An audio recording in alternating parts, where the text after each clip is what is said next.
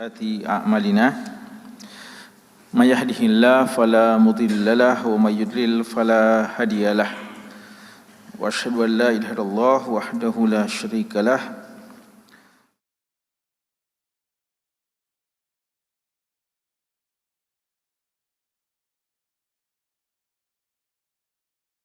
ومن اهتدى بهديه واستنى بسنته إلى يوم الدين أما بعد. Para hadirin, bapak-bapak dan ikhwah dan anakku sekalian, hafizakumullahu ta'ala jami'an. Alhamdulillah, pada malam hari ini, di malam Jumat, malam yang ke-18 di bulan Rajab 1447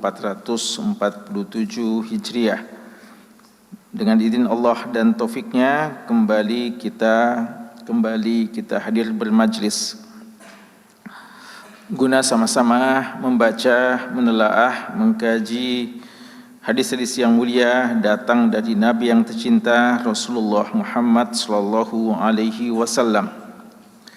Hadis-hadis beliau yang sahih yang diriwayatkan oleh Al-Imam Al-Bukhari dan juga Al-Imam Muslim rahimahumallahu ta'ala, yang telah dihimpun oleh Syekh Muhammad Fuad Abdul Baqi rahimahullah dalam kitab yang beliau beri judul dengan Al-Lu'lu' wal Marjan Fima ittafaqa alaihi asy-syaikhan.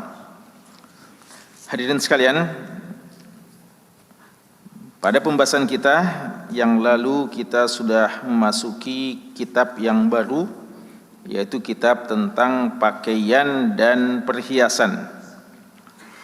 Kita sudah menjelaskan dua hadis dalam kitab ini, yang mana kita sudah juga menerangkan beberapa kaidah penting dalam urusan berpakaian dan juga dalam persoalan perhiasan, yang mana kita sudah sebutkan bahwa hukum asal dalam masalah berpakaian adalah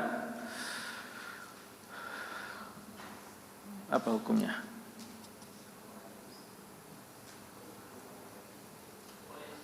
Hukumnya boleh. Maksudnya apa boleh? Halal. Sampai apa dalil tentang kebolehannya? Hukum asalnya boleh.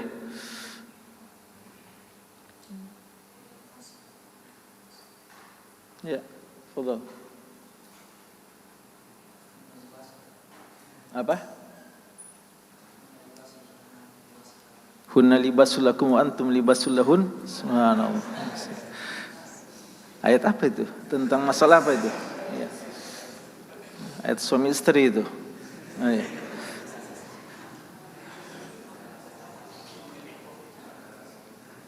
Dalil umum dalam masalah-masalah duniawi hukumnya boleh. Apa?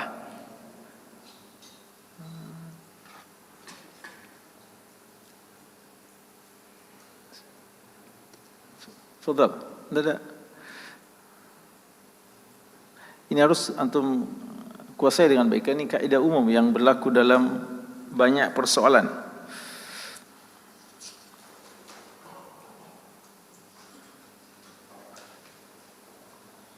Soalan.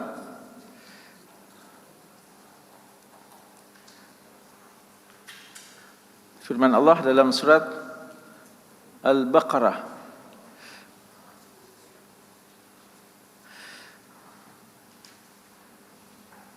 juz awal, ayat-ayat awal. Apa? Siapa yang tahu?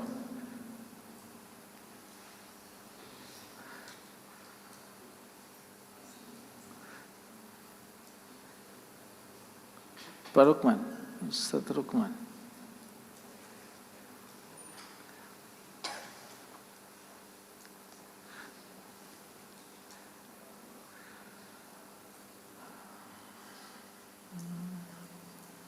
Siapa yang tahu?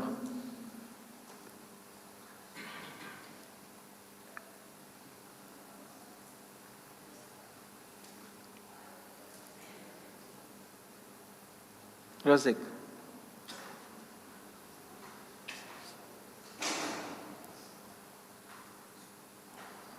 Khairul fadal. Apa dalilnya? Iya. Apa? Iya. Firman Allah Subhanahu wa taala, "Walladzi khalaqalakum ma fil ardi jami'a." Ya. Allah yang telah menciptakan seluruh yang ada di muka bumi ini semuanya untuk kalian. Dan inilah imtinan dari Allah, pemberian dari Allah. Dan kaidahnya atau wajhul istidlalnya, tidak mungkin Allah menciptakan untuk kita hal yang diharamkannya, hal yang tidak dibolehkannya. Maka hukum asal semuanya dibolehkan kecuali yang sedikit, dan sedikit itulah yang disebutkan. Maka hal-hal yang dibolehkan tidak perlu disebutkan secara rinci, karena terlalu banyak yang perlu disebutkan yang tidak bolehnya saja, ya. Dan kita juga sudah sebutkan, ya, bahwa kita sudah bahas dua hadis. Hadis pertama, hadis Ummu Salamah radhiyallahu anha yang menjelaskan tentang haramnya minum di bejana yang terbuat dari perak, ya. Dan keharamannya ini dosa besar atau dosa kecil? Dosa besar. Mana dalil bahwa dia dosa besar? Karena diancam dengan neraka jahanam. Ya, salah satu tanda bahwa dosa itu dosa besar ketika bukan sekedar dilarang, tapi ada ancamannya dengan neraka. Ya, apalagi kalau sampai disebutkan neraka jahanam. Innama yujarjiru fi batnihi nar jahannam.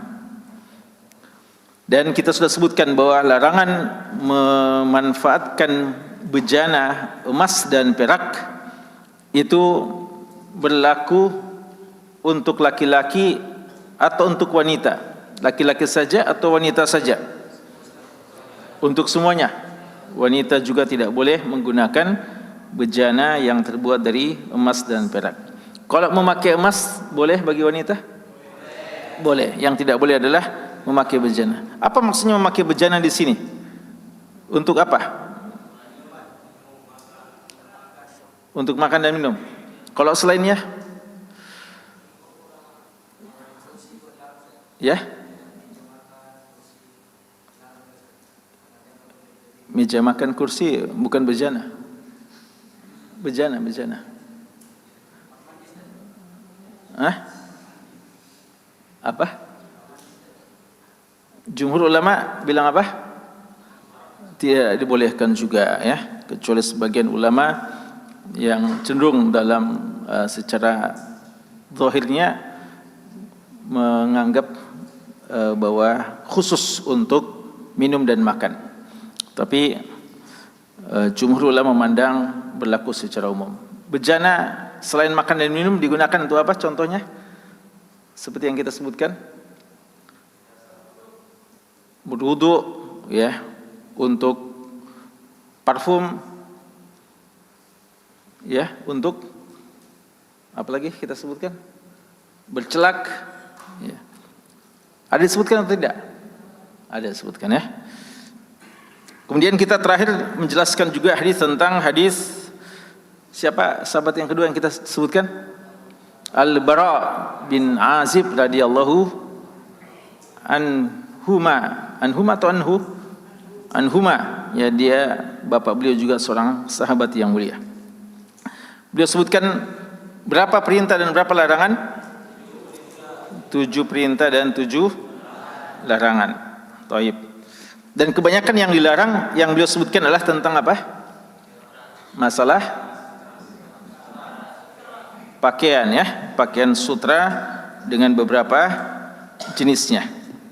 Ya. Gitu, ya. Taib. Kita lanjutkan malam hari ini.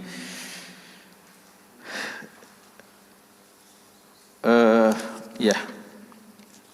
Masih ada beberapa hadis dalam bab ini, kita akan baca insyaallah. Kita usahakan bisa bahas 2 hadis ya. Fadhal.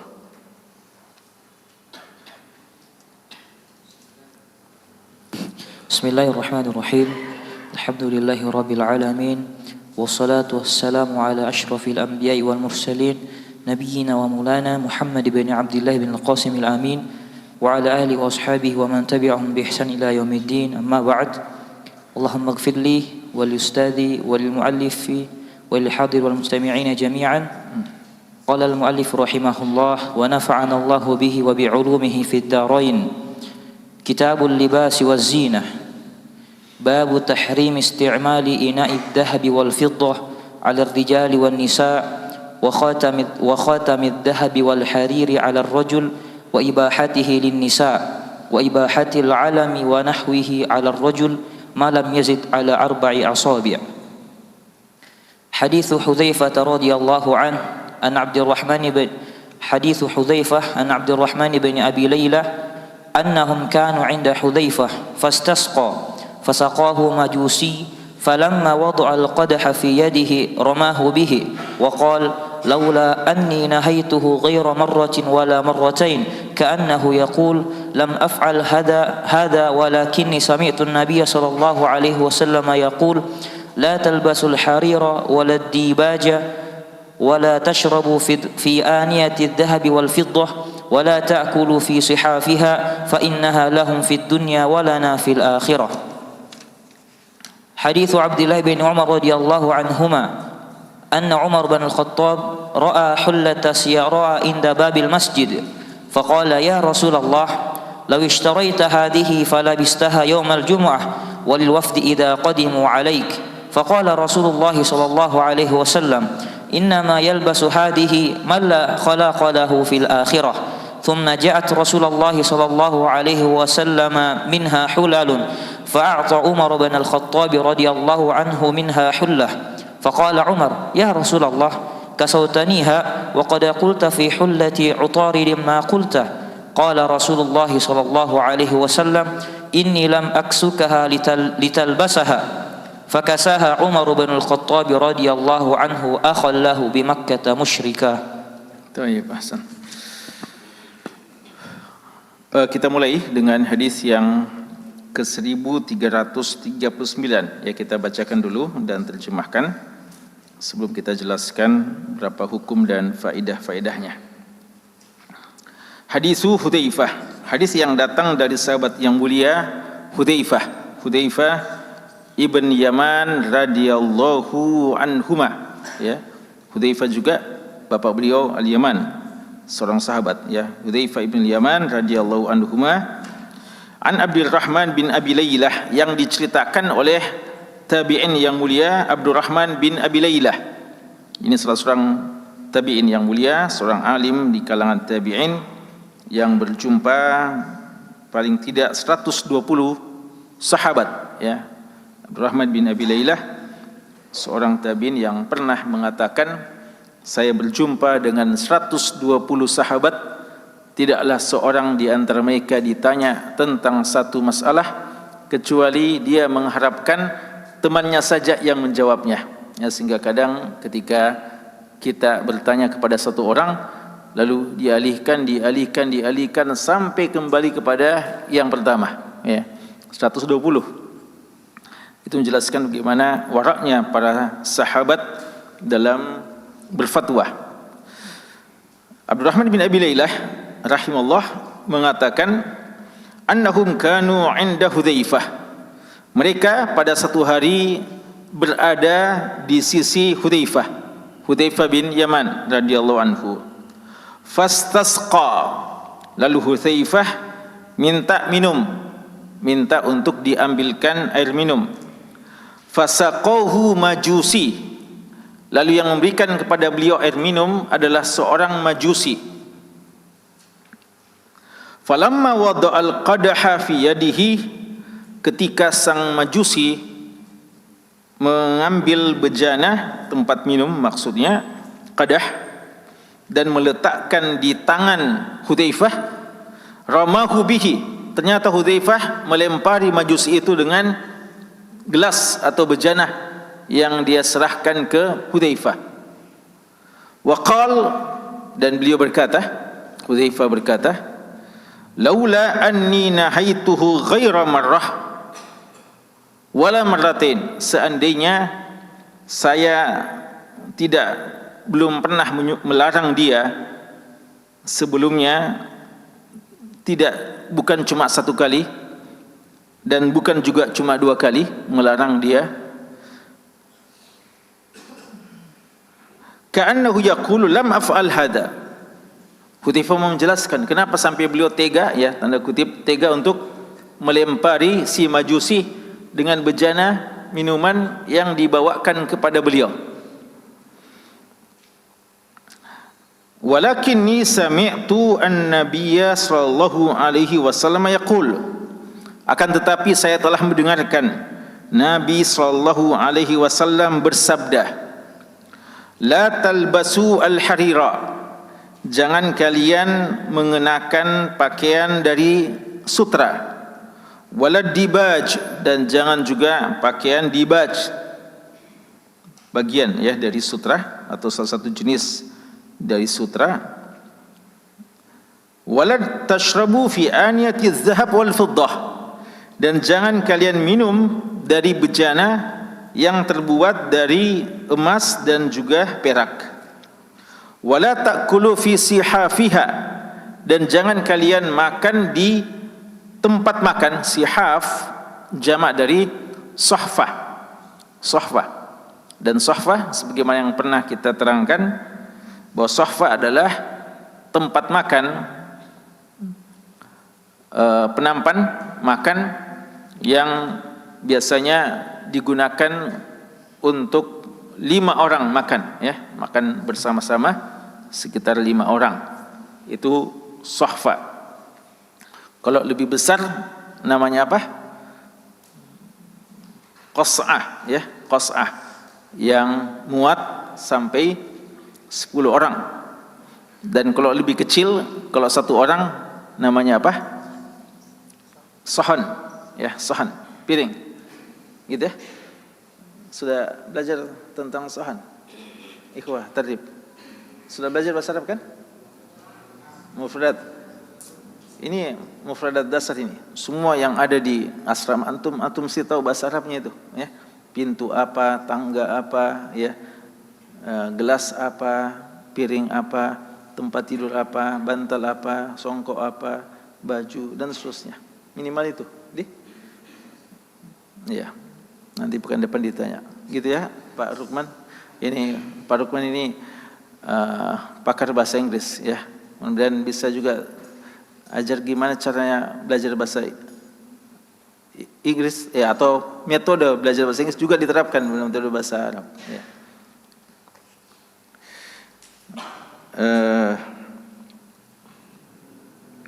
Fa innaha, karena bejana-bejana tersebut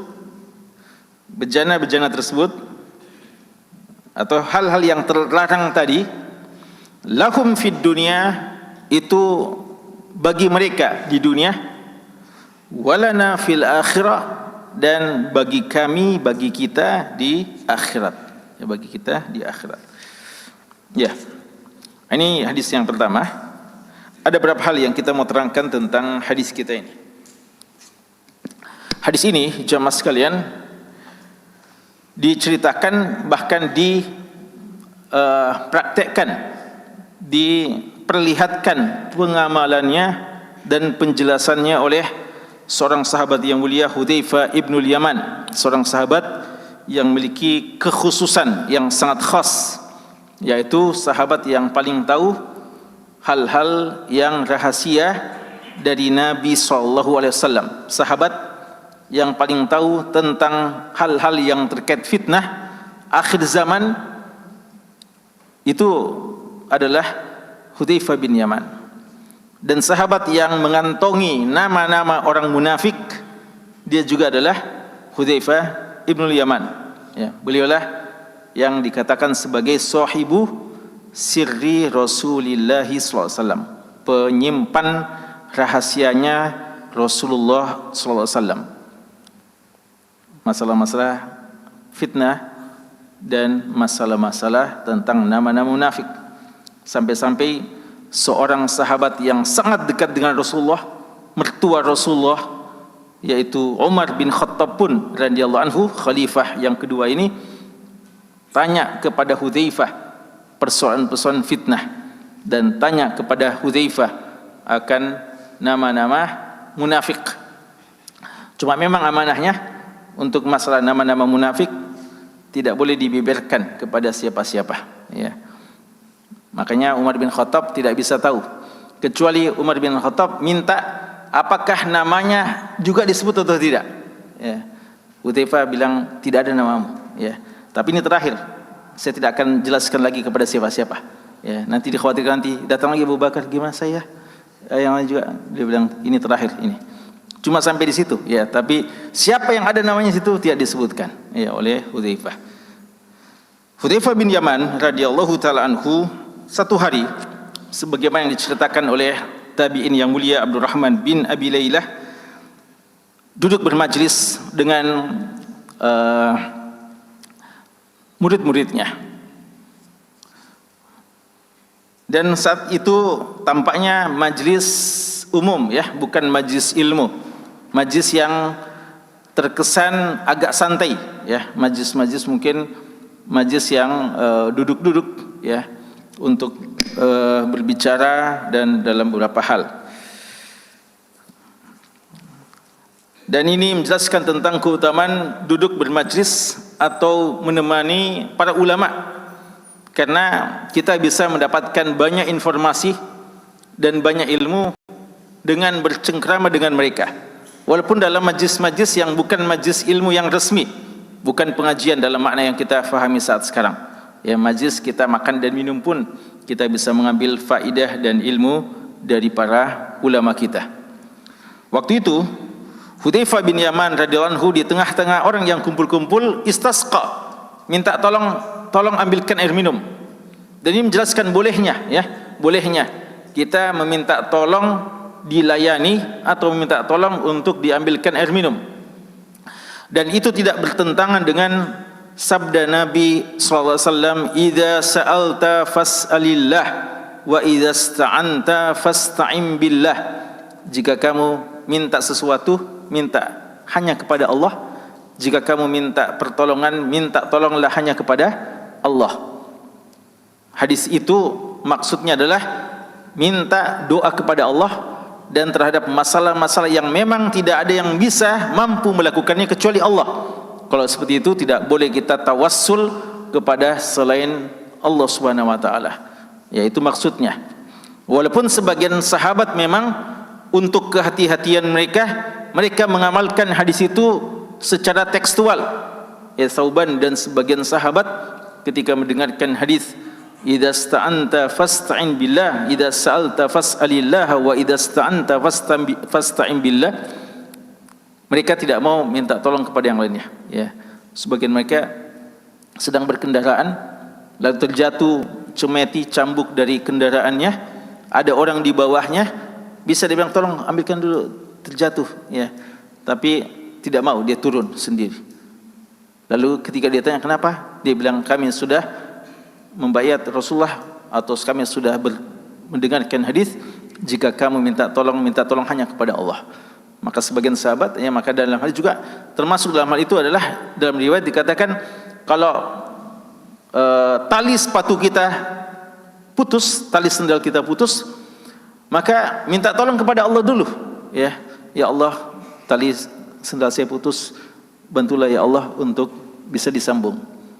Sudah itu tidak apa-apa kita datang ke tukang sepatu, ya. Jadi jangan langsung ingatnya kepada seseorang, ya. Kan biasa orang kalau sakit lupa kepada Allah langsung gampang, ya, ada di dokter ini saya kenal baik, ya, ahli, sangat ahli. Subhanallah, dia lupa bahwasanya yang pertama kali asy-syafi huwallah. Adapun yang lainnya hanyalah wasilah saja, sarana, pembantu, bukan asal, ya.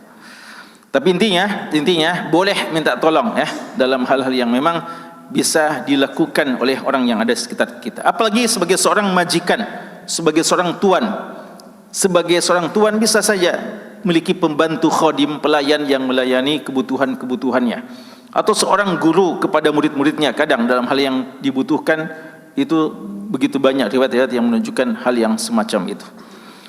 Maka Hudzaifah ketika mau minum istasqa, minta minum, tolong ambilkan saya minum atau ambilkan saya minuman. Tapi yang waktu itu pelayannya adalah seorang majusi, fasaqahu majusi, pelayannya majusi. Majusi itu agama apa itu majusi? Yahudi, Nasrani, apa atau apa? Ya, penyembah api dari Persia, majusi, ya, majusi, penyembah api, ya, Al-Farisi, seorang yang majusi, bukan Muslim. Dan ini menunjukkan bahwasanya bolehnya pelayan kita, pembantu kita, orang yang berada di sekitar kita bekerja dengan kita seorang yang bukan agama Islam. Dan di antara buktinya adalah dalam jihad, ketika ada yang tidak meninggal dunia dari musuh-musuh kita, orang kafir, kita apakan? Jadikan dia sebagai tawanan, asra. Itu orang kafir, kita jadikan pelayan, pembantu, tidak mengapa. Ya. Termasuk bukan dalam kondisi perang, kita memiliki seorang pelayan, pembantu, khadim dari orang di luar Islam, tidak apa-apa. Yang penting dia terpercaya dan dia tidak atau tidak ada hal yang bisa mengkhianati agama kita atau yang berbahaya terhadap agama kita. Tidak sampai tersebar berita-berita rahasia terhadap agama kita, atau dia tidak melakukan hal yang mudarat bagi kita. Bagaimana kalau sebaliknya? Kita yang Muslim, tuan, majikan, bos kita bukan orang Islam, boleh atau tidak? Kalau kita yang sebagai bos, majikan, tuan, jelas boleh. Wa la yaj'alallahu lil kafirina 'alal mu'minina sabila. Ya, Allah tidak mau menjadikan orang kafir itu berada di atas kita. Seharusnya kita yang memimpin, kita yang menjadi pengarah. Tapi bagaimana kalau tuan kita, majikan kita, bos kita lah orang kafir? Boleh atau tidak kita bekerja di perusahaan atau di toko orang kafir, kita Muslim? Boleh atau tidak? Boleh, insya Allah. Tapi dengan catatan kita tidak menghinakan atau tidak menghinakan diri kita, atau dia tidak menghinakan agama kita, dan kita bebas untuk melakukan ibadah-ibadah kita. Tapi kalau kita kerja di perusahaan atau orang kafir yang membuat kita tidak bisa sholat sebagaimana mestinya, maka tidak ada gunanya kerja di situ. Walaupun gajinya besar, cari saya tempat yang lebih aman, ya, cari tempat yang lebih aman dan lebih berkah di sisi Allah, karena bagi kita agama kita adalah jauh lebih mulia daripada segalanya, dan sholat lebih penting dari sekedar harta-harta duniawi yang fana, yang sedikit, yang bisa kita dapatkan di tempat yang lain. Siapa yang meninggalkan sesuatu karena Allah, Allah akan menggantikan dengan yang lebih baik. Si majusi ini langsung datang membawa apa yang diminta oleh sahabat Hudzaifah, dan dia meletakkan qadah, bejana, tempat minum, langsung di tangan Hudzaifah, di tangan Hudzaifah, fi yadihi, ya, wadal qadah fi yadihi. Dan ini menunjukkan bagaimana dia melayani dengan sangat sempurna. Bukan sekedar dia bawakan lalu jauh-jauh, kan biasa orang bawakan jauh jadi masih capek-capek ya, ngambil lagi, ya. Ini sudah di depan betul, bahkan bukan cuma di depan, dia kasih betul di tangannya Hudzaifah. Ini pelayanan yang maksimal sepertinya, pelayanan yang sudah sangat maksimal. Tapi apa yang dilakukan oleh Hudzaifah radhiyallahu anhu setelah beliau melihat bejana yang diberikan kepada beliau, ternyata bejana qadah itu adalah qadah yang terbuat dari emas atau perak, ya. Maka beliau langsung melemparkannya. Dia bukan sekadar melemparkan, tapi dia lempari majusi itu. Ya.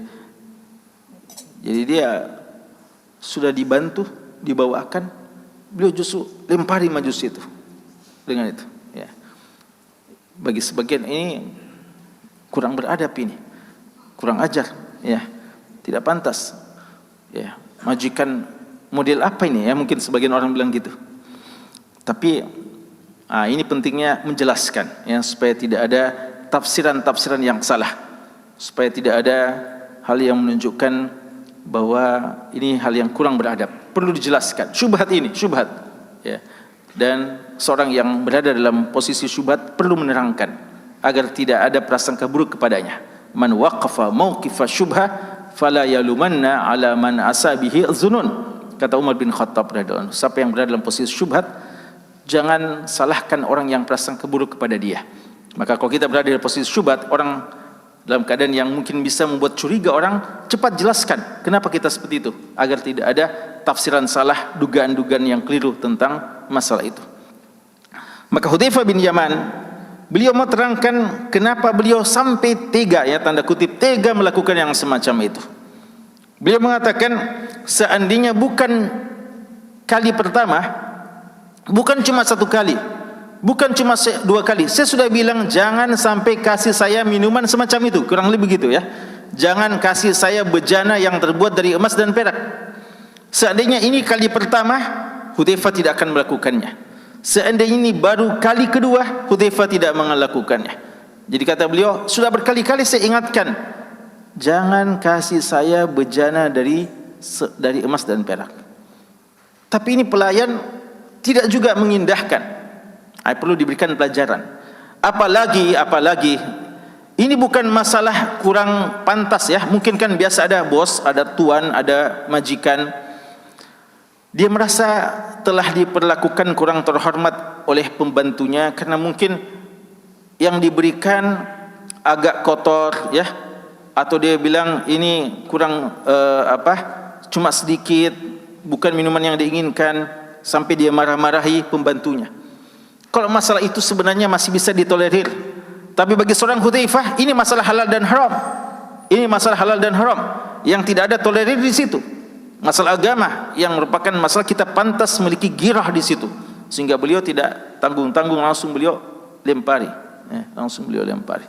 Ini menunjukkan bagaimana girah beliau terhadap agama, girah beliau terhadap hal yang diharamkan, dan kebencian terhadap hal yang diharamkan, tidak mau mendekat-dekat, ya. Dan ini kaidah, ya, tidak mau menyerempet, tidak mau dekat-dekat terhadap hal yang diharamkan, sejauh-jauhnya, dan kalau perlu dihancurkan, ya, dihancurkan hal yang haram.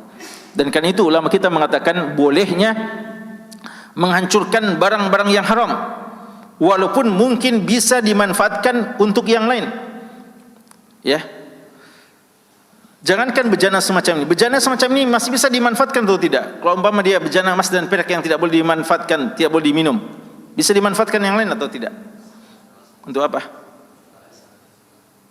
Ya, bisa jadikan uang, disulap jadi uang maksudnya, ya. Dijual sama siapa?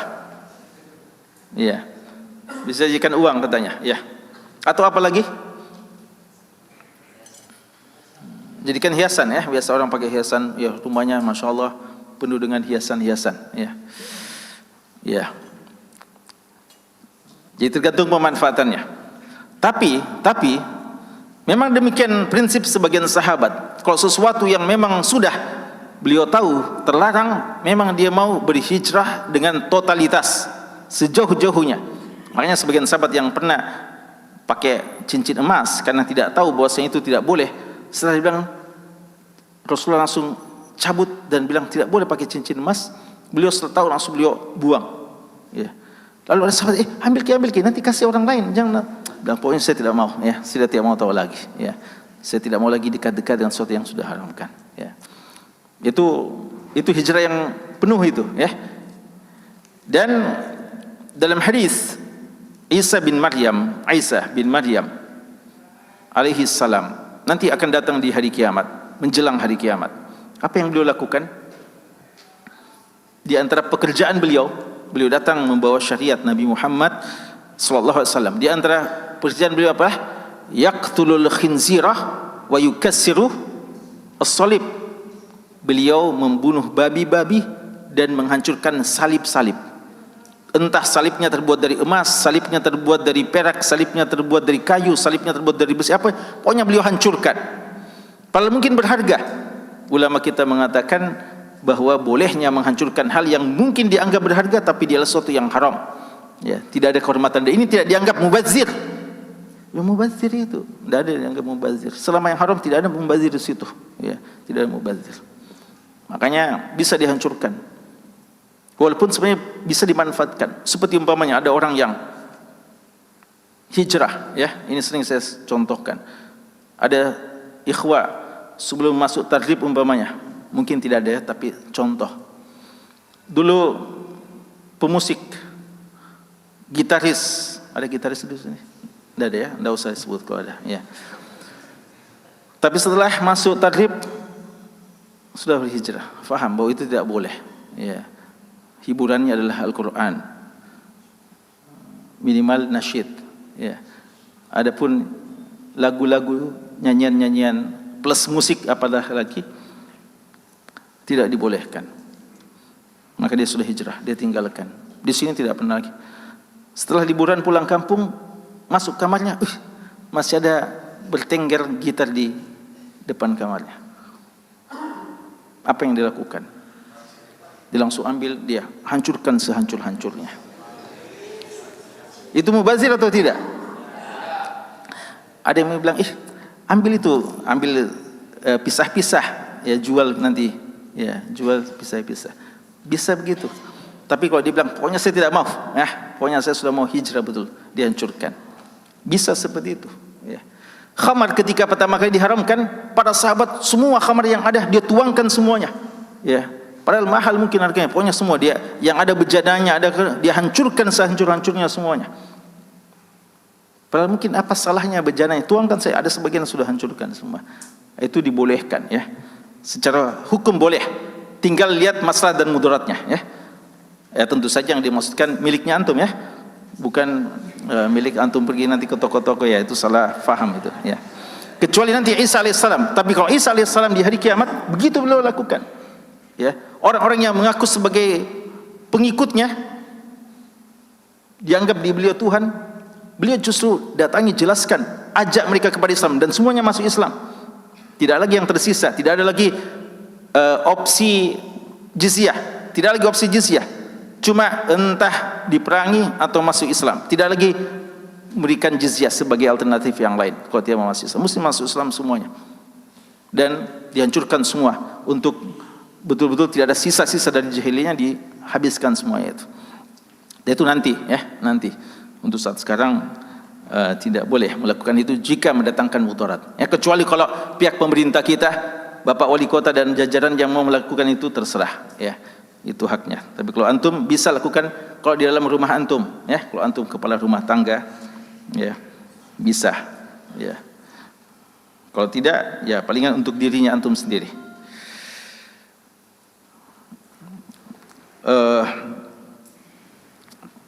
Beliau lempari ya, beliau sampai melempari majusi tersebut.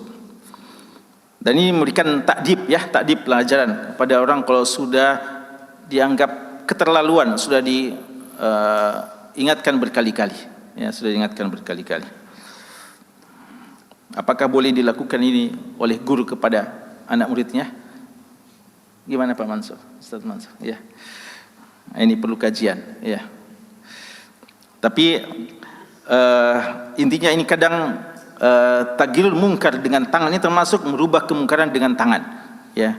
Dan mengubah kemungkaran dengan tangan tentu saja bagi yang punya otoritas yang memang dia memiliki kemampuan di situ, tapi dengan catatan penting tidak mendatangkan mudarat yang lebih besar ya. Bayangkan kalau antum melakukan itu lalu mereka juga melakukan yang sama, dia lempari juga antum ya, maka mungkin mendatangkan mudarat yang lebih besar. Lalu beliau jelaskan, ini pentingnya penjelasan, bukan sekadar melakukan itu, tapi perlu penjelasan. Ya, kadang seperti umpamanya kita melarang anak kita jangan gini, jangan itu. Mereka kadang mengatakan kayaknya bapak saya, abah saya, ibu saya tidak sayang sama saya.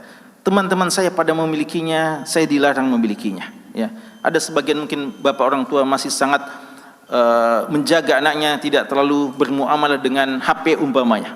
Ya, dia betul-betul memproteksi anaknya dari hal yang semacam itu. Tapi mungkin ada sebagian anak bilang, kayaknya saya tidak disayang. Anak teman-teman saya pada pun, di sini perlunya komunikasi, perlunya penjelasan. Jelaskan apa alasannya.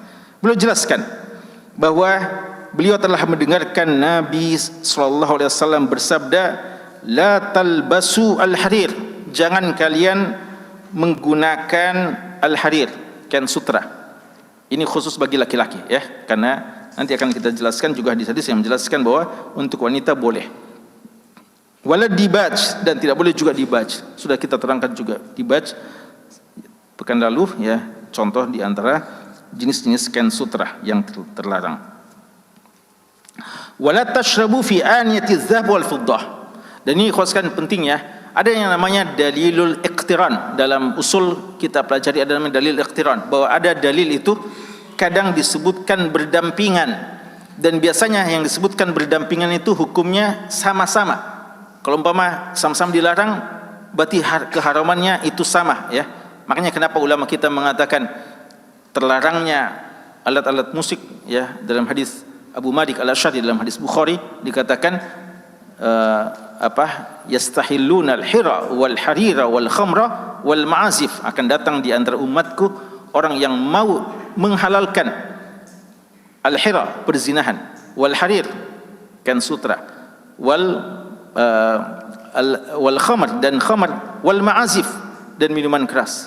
Kenapa sampai dikatakan ma'azif itu haram juga? Karena disebutkan bersama-sama dengan apa? Bersama-sama dengan kain sutra, bersama-sama dengan zina, dan bersama-sama dengan khamar. Dalil iqtiran disebutkan bersama-sama, berarti dia golongannya sama-sama hukumnya terlarang. Itu namanya dalil iqtiran, kadang seperti itu, ya.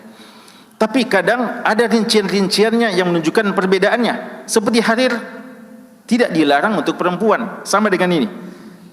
Harir, jangan kalian pakai harir, maksudnya untuk laki-laki. Wala dibaj. Lalu jangan minum di bejana emas dan perak. Ini berlaku untuk semuanya, laki-laki dan perempuan. Berlaku untuk laki-laki dan perempuan. Jangan kalian minum dari bejana emas dan perak. Wala ta'kulu fi sihafiha, dan jangan juga makan dari bejana emas dan perak. Apa alasannya? Ini perhatikan, ya, sebagai penutup. Fa innaha lahum fid dunya wa lana fil akhirah. Karena semuanya itu yang dilarang tadi bagi mereka, siapa maksudnya mereka? Orang kafir di dunia, dan bagi kita di akhirat. Sebagian memahami hadis ini berarti bahwa lahum fid dunya, halal bagi mereka di dunia dan haram bagi kita. Nanti baru di akhirat baru kita menikmatinya. Sebagian memahami yang semacam itu. Tapi ini pemahaman yang keliru. Makna fa innaha lahum fid dunya, bagi mereka di dunia, maksudnya mereka lah yang menggunakannya di dunia. Bukan berarti halal bagi mereka di dunia. Karena pada hakikatnya syariat ini berlaku untuk semuanya. Ini dalam masalah usul tentang khitab syara' ini, bahwa ahlul kitab atau orang selain Islam mukhatabuna bil usul atau mukhatabuna bi al furu' juga. Apakah mereka nanti, orang di luar agama kita, nanti di hari kiamat mereka akan disidang, akan dipertanyakan tentang kenapa mereka tidak masuk Islam, atau juga ditanya tentang kenapa mereka melakukan maksiat-maksiat? Apakah orang kafir yang minum khamar di dunia sama dengan orang kafir yang tidak minum khamar? Sama atau tidak? Yang jelas dia sudah kafir, jelas di neraka. Tapi apakah sama hukumannya? Ada orang kafir yang tanda kutip baik, ya, baik dalam artian tidak minum khamar, tidak berzina dan sebagainya, tapi kafir, akan masuk neraka. Ada juga kafir, di samping kafir dia juga minum khamar, berzina, mencuri dan sebagainya. Apakah sama hukumannya? Tidak sama, tidak sama. Karena mereka juga mukhatabuna bisyara' bil furu'. Mereka juga sebenarnya dituntut dengan ilmu-ilmu syariat, dengan hal-hal yang sebetulnya cabang dalam syariat. Makanya ketika ditanya, "Masalakakum fi saqar?" Kenapa sampai kalian masuk neraka saqar? Apa kata mereka? "Lam naku minal musallin." Kami tidak salat. "Wa lam naku nut'imul miskin.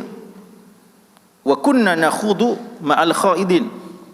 Nah, wa kunna nukadzibu biyaumiddin hatta atana al-yaqin. Di sini mereka sebutkan sebab-sebab mereka masuk neraka sakar. Tidak salat, tidak melakukan apa? Mereka tidak melakukan sedekah atau zakat. Mereka selalu terjerumus dalam pembicaraan-pembicaraan yang tidak pantas. Kunna nakhudu ma'al khaidun. Kemudian yang ketiga apa? Wa kunna nukadzibu biyaumiddin. Mereka mendustakan hari kemudian. Dusta terhadap hari kemudian. Kafir atau tidak? Kafir, ini masalah usul.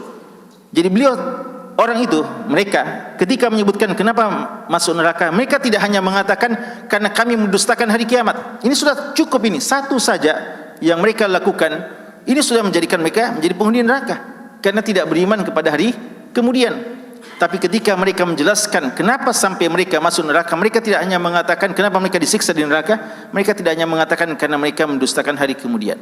Mereka juga sebutkan tidak sholat, mereka juga sebutkan tidak berzakat, dan yang lain-lainnya. Ini dalil, kata ulama kita, bahwa orang-orang kafir pun tidak hanya akan ditanya tentang kenapa tidak beriman, tapi juga kenapa minum khamar, kenapa berzina, kenapa, karena semua itu juga terlarang bagi mereka. Cuma mereka melakukan, bukan berarti halal.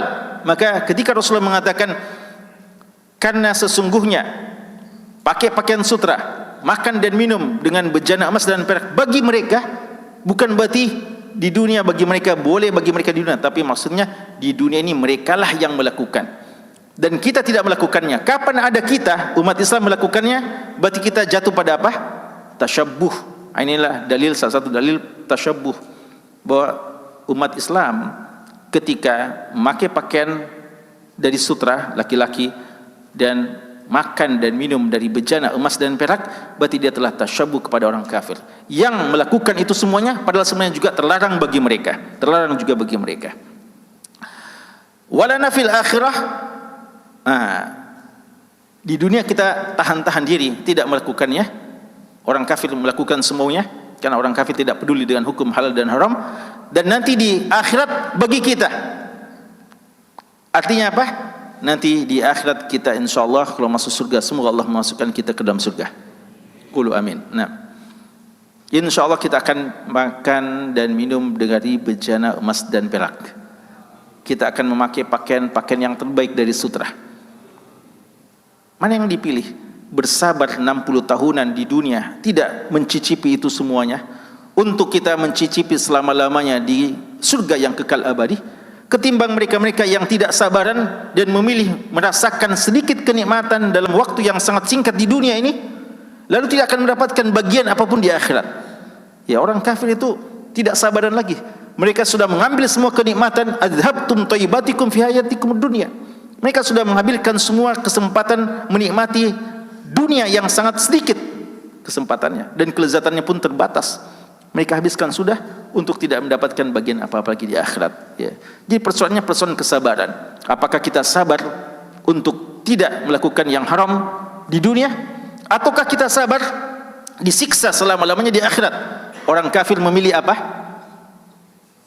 Sabar di neraka. Fama asbarahum 'alan nar. Kata Allah, alangkah sabarnya mereka di neraka. Sabar sekali mereka di neraka. Waliyadzubillah. Kita tidak sabar.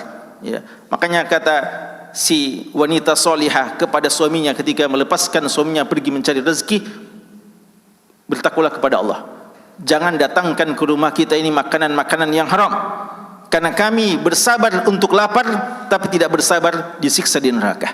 Ya, biarlah kami tidak makan, ya, kalau dia itu haram, kami bersabar, dan kami tidak bersabar dengan neraka Allah Subhanahu wa taala. Kita bersabar dengan sedikit dari kenikmatan duniawi untuk merasakan sepuas-puasnya kenikmatan akhirat, dan kita bersabar untuk tidak menikmati sedikit dari kelezatan yang mereka anggap lezat dari maksiat untuk kita mendapatkan yang lebih baik nanti di akhirat kelak. Ya, sekira itu untuk hadis keduanya, insyaallah dalam perjumpaan berikutnya. Wallahu taala alam. Wassallallahu ala nabiyina Muhammad wa ala alihi washabbihi wasallam. Walhamdulillahi rabbil alamin.